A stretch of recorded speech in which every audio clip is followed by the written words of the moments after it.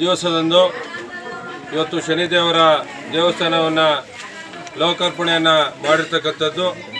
ಇವತ್ತು ಸಮಸ್ತ ಜನತೆಗೆ ಆ ಶನಿದೇವರ ಆಶೀರ್ವಾದದಿಂದ, ಕೃಪೆಯಿಂದ ಸುಖ, ಶಾಂತಿ, ನೆಮ್ಮದಿ, ಆರೋಗ್ಯ ಎಲ್ಲವನ್ನು ಕೊಟ್ಟು ಕಾಪಾಡಲಿ.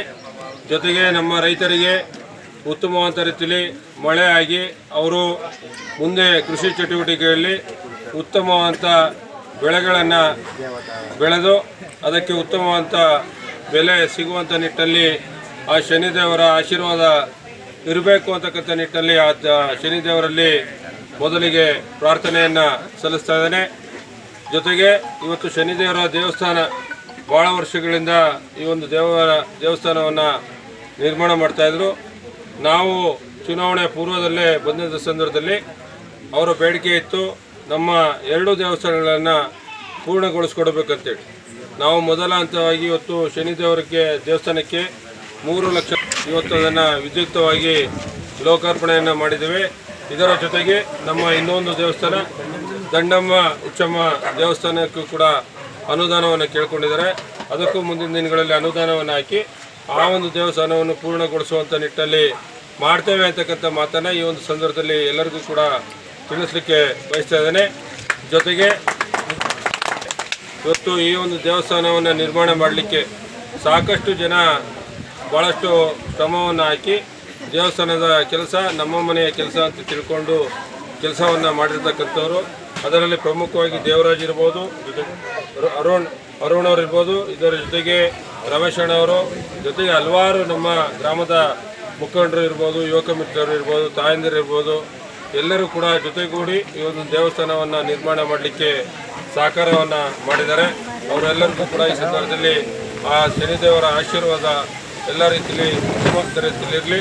ತನ್ಮೂಲಕ ಇನ್ನಷ್ಟು ಹೆಚ್ಚು ಅಭಿವೃದ್ಧಿ ಕೆಲಸ ಕಾರ್ಯಗಳನ್ನು ಗ್ರಾಮಗಳಿಗೆ ಮಾಡುವಂಥ ನಿಟ್ಟಿನಲ್ಲಿ ಅವರಿಗೆ ಆಶೀರ್ವಾದವನ್ನು, ಶಕ್ತಿಯನ್ನು ಕರುಣಿಸಲಿ ಅಂತೇಳಿ ಆ ಶನಿದೇವರಲ್ಲಿ ಪ್ರಾರ್ಥನೆಯನ್ನು ಸಲ್ಲಿಸ್ತಾ ನಾನು ಕೂಡ ವೈಯಕ್ತಿಕವಾಗಿ ಅವರೆಲ್ಲರಿಗೂ ಕೂಡ ತುಂಬು ಹೃದಯ ಧಾನ್ಯಂ ಧನಂ ಪಶಂ ಬಹುಕೇರ ಲಾಭಂ ಶತ ಸಂವತ್ಸರಂ ದೀರ್ಘಮಾಯುಃ ಯೋಯಿತಾಂ ಬ್ರಹ್ಮಣೋ ವೇದಾಮೃತೇನಾಮೃತಂ ಪ್ರಿಯಂ ತಸ್ಮೈ ಬ್ರಹ್ಮ ಚ ಬ್ರಹ್ಮ ಚ ಆಯುಷ್ಕೀರ್ತಿಂ ಪ್ರದಾಂ ದದೋ ದೀರ್ಘಮಾಯುಃ ನಾನೇ ಪ್ರತ್ಯಕ್ಷವಾಗಿ ಕಣ್ಣಾರೆ ನೋಡಿದ್ದೇನೆ.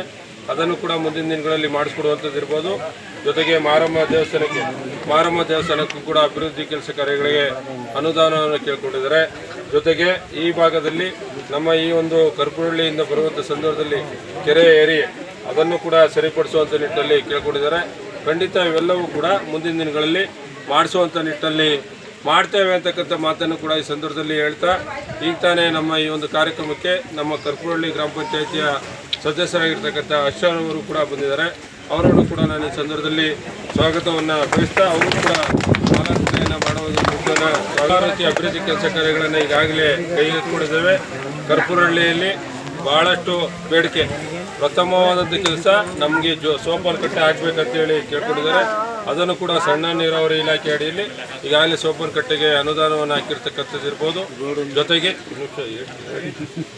ಜೊತೆಗೆ ನಮ್ಮ ಕರ್ಪುರಹಳ್ಳಿಯಿಂದ ಸಾಲುಗೊಪ್ಪಲಿಗೆ ಹೋಗುವಂಥದ್ದು, ಅದರಿಂದ ಕಾಳಮನ್ಕೊಪ್ಪಲು ಹೋಗುವಂಥ ರಸ್ತೆಗೆ ಈಗಾಗಲೇ 6.5 ಕೋಟಿ ಅನುದಾನ ಈ ಭಾಗಕ್ಕೆ ಹಾಕಿದ್ದೀವಿ. ಅದರ ಜೊತೆಯಲ್ಲಿ ಗ್ರಾಮದ ಅಭಿವೃದ್ಧಿ ಕೆಲಸ ಕಾರ್ಯಗಳಿಗೆ ಹೆಚ್ಚಿನ ರೀತಿಯಲ್ಲಿ ಅನುದಾನವನ್ನು ಹಾಕಿರ್ತಕ್ಕಂಥದ್ದು ಇರ್ಬೋದು. ಹೀಗೆ ಹಲವಾರು ರೀತಿಯ ಅಭಿವೃದ್ಧಿ ಕೆಲಸ ಕಾರ್ಯಗಳನ್ನು ಮಾಡುವ ನಿಟ್ಟಿನಲ್ಲಿ ಕಾಮಗಾರಿಗಳನ್ನು ಕೈಗೆತ್ತಿಕೊಂಡಿದ್ದೀವಿ. ನೀವೆಲ್ಲ ಈಗಾಗಲೇ ನೋಡಿರ್ತಕ್ಕಂಥದ್ದು ತಂದೆಕೊಪ್ಪಲಿಗೆ ಹೋಗುವಂಥ ರಸ್ತೆ, ಅದಕ್ಕೂ ಈಗಾಗಲೇ ನಡೀತಾ ಇದೆ. ಈ ಭಾಗದಲ್ಲಿ ಅತಿ ಹೆಚ್ಚಿನ ರೀತಿಯಲ್ಲಿ ಅನುದಾನವನ್ನು ಹಾಕುವಂಥ ನಿಟ್ಟಿನಲ್ಲಿ ಮುಂದಿನ ದಿನಗಳಲ್ಲಿ ಇನ್ನೂ ಹೆಚ್ಚು ಕೆಲಸ ಕಾಮಗಾರಿಗಳನ್ನು ಹಾಕುವಂಥದ್ದು ಮಾಡ್ತೇವೆ. ಜೊತೆಗೆ ಮುಂಡೂರಿಂದ ಆ ಕಡೆ ಕುಲ್ಮೆ ಹೊಸೂರಿಗೆ ಹೋಗುವಂಥ ರಸ್ತೆಗೆ ಈಗ 1 ಕೋಟಿ ಅನುದಾನವನ್ನು ಕೂಡ ಹಾಕಿರ್ತಕ್ಕಂಥದ್ದು ಈಗಾಗಲೇ ದೊಡ್ಡಕೊಪ್ಪಲು ಭಾಗದಲ್ಲೂ ಕೂಡ ಕೇಳ್ಕೊಂಡಿದ್ದಾರೆ. ದೊಡ್ಡಕೊಪ್ಪಲಿಂದ ನಮ್ಮ ಮುಂಡೂರಿಂದ ದೊಡ್ಡಕೊಪ್ಪಲಿಗೆ ಹೋಗುವಂಥ ರಸ್ತೆಯನ್ನು ಮಾಡಿಸ್ಕೊಡ್ಬೇಕಂತೇಳಿ ಕೇಳ್ಕೊಂಡಿದ್ದಾರೆ. ಖಂಡಿತ ಅದನ್ನು ಮಾಡಿಸುವಂಥ ನಿಟ್ಟಿನಲ್ಲಿ ಮಾಡಿಸ್ತೇವೆ. ಜೊತೆಗೆ ಈ ಭಾಗದಲ್ಲಿ ಇನ್ನೆಲ್ಲೆಲ್ಲಿ ಕೆಲಸ ಕಾರ್ಯ ಈಗ ನಮ್ಮ ಕಾಟ್ನಾಳ ಗ್ರಾಮಕ್ಕೆ